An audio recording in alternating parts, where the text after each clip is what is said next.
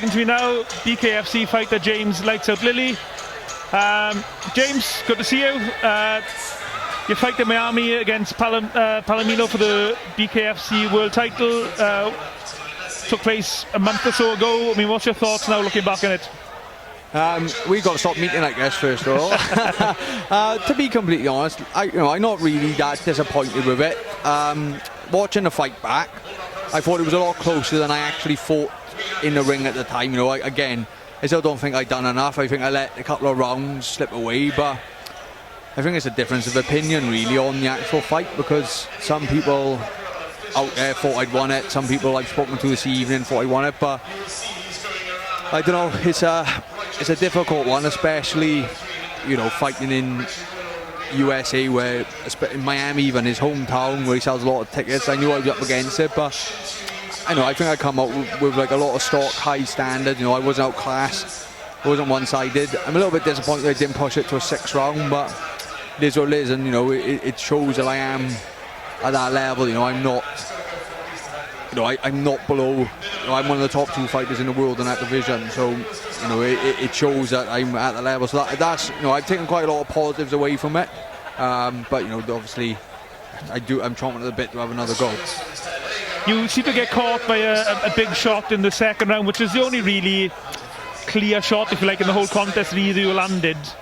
I mean, were you hurt at all, that shot? Yeah, I've watched it back, and as I said, I've spoken to a couple of people about the fight, and yeah, he did catch me with a left hook in a second. I thought it was towards the end of the round, but looking back on it, I wouldn't say it hurt me. It kind of like stunned me slightly, and then I recovered, but for some reason it completely took me out of my rhythm, and I gave away the rest of the 2nd round then by not doing much. On the 3rd round then, I struggled to get back into my rhythm from that one shot. I wouldn't say it was hurt, because he caught me again with another shot in the 3rd, but I took that one clean. But yeah, it kind of put me out my rhythm, and I knew going to the corner at the end of the 3rd, I'd given 2 rounds away, like I hadn't done enough. But yeah, I wouldn't say he hurt me. It was just, he looked like almost, watching on my phone actually, that he caught with a good shot. You knew you got caught with a good shot, and you obviously in 2 minds whether to go on the attack or go on the defence, and you sort of didn't do either. Yeah, my legs kind of they stiffened, and then I as you said, I didn't know what to do. But yeah, I wouldn't say it hurt me. I wasn't disoriented or anything, but it did definitely change. I think it changed the course of the fight slightly, and it took me, as I said, until the 3rd round, and then I don't know, the 4th round is up in the air to score, and I think I won the 5th. But go again. I wouldn't say he hits hard. He winded me as well, and I didn't realise at the time, because I think he got your head shot and he winded me as well. But yeah, it was a good shot from him, to be fair. It was probably the only clean one he really landed. And just for people who watch this interview, if you can hear a racket in the background, there's an auction taking place here, the boxing show with that. So that's the reason for the noise. In BKFC, the rounds are only 2 minutes long compared to professional boxing, which you're at tonight. Does that make it more difficult, or does that change the way you fight? Because if you have one good moment like in that contest, that's probably enough sometimes to win a round, because you haven't got that time to pull a round back. I don't know, I've always felt with the bare knuckle you can slow the round down to set your pace, and because of the actual fight, yeah, you're right, mate. Yeah, because of the actual fight itself, I see some of these boys, and they train like 15, 16 rounds, but like you said, it's pointless doing that when you've got 5 2s. But yeah, it's like you said, a little moment in a round can change the course of the fight. But I don't know, I feel I've adapted my pace better to the 2 minutes, and when you then step up to sparring like these pro boxers 3 minutes, it's like a completely different sport. It's bizarre, like the way like pro boxers spar you with their gloves. But yeah, I've never thought of it really like that, that one moment can change the course of the round. But yeah, I suppose you're right. Yeah.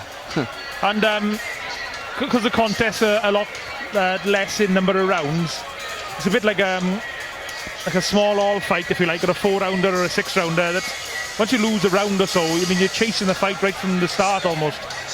Yeah, if you do sort of drop behind early, whereas in a pro boxing match, championship contest, you got 12 rounds, so you got a number of rounds to pull yourself back, which is not the case in bare knuckle.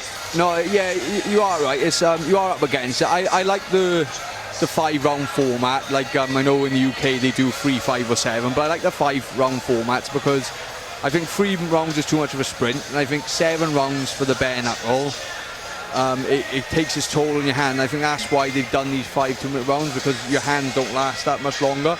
But yeah, no, yeah, it is good because I think it gives the fighters more of a sense of urgency.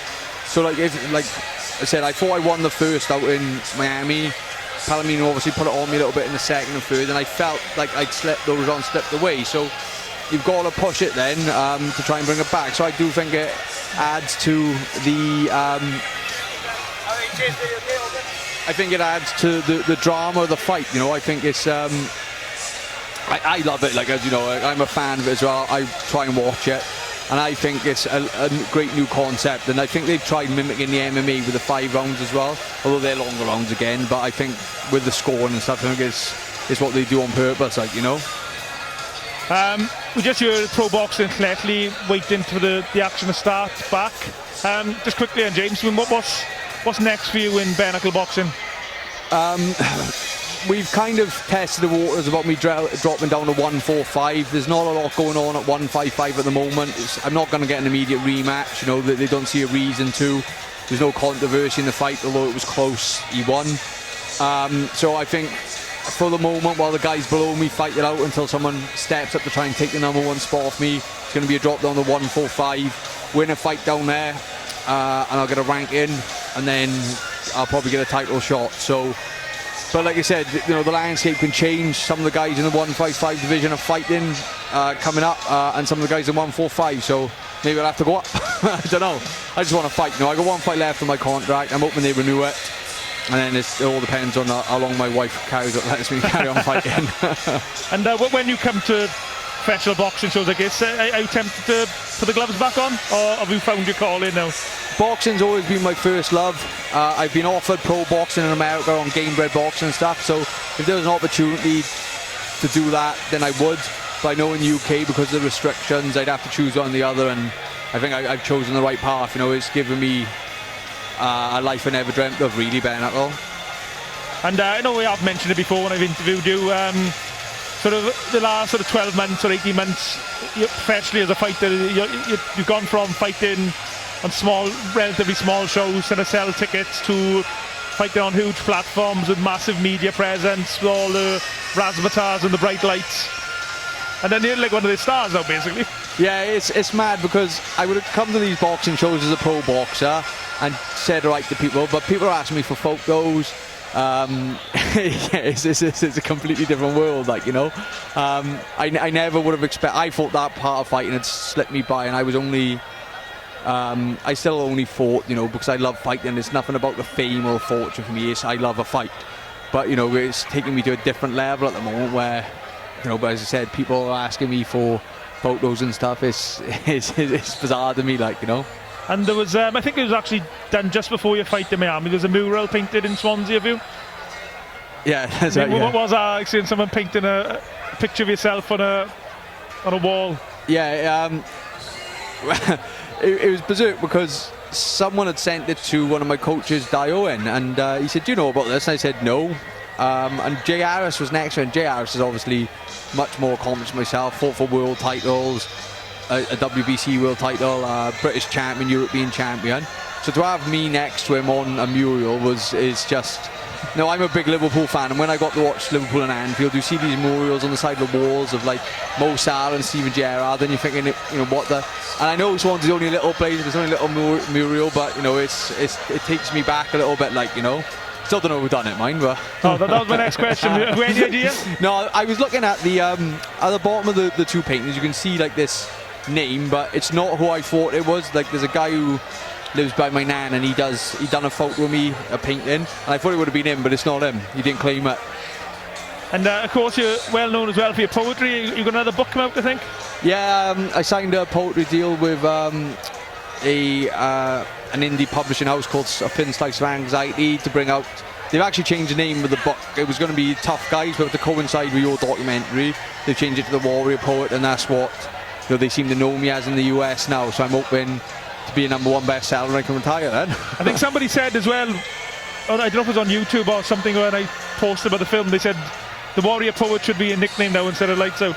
Well, Palomino did say he was going to take lights off me and give it back to Chris Lytle, but I don't know. I'm up for it, you know. I had lights out because I made it up on the spot, because when I was fighting MMA, they said, "Oh, what's your nickname?" And I was like, "Lights Out." And it was only because I bought the Ring magazine and James Toney had just won Fight of the Year and he's one of my favourite fighters. So I was like, yeah, Lights Out. So my old manager in the horse dog reckons he christened me it, but you know, it is what it is. Warrior Poet, I think, sounds pretty cool as well. Okay, so we're just getting ready now for the recommencing of the boxing. So good luck, James, and sure we'd all...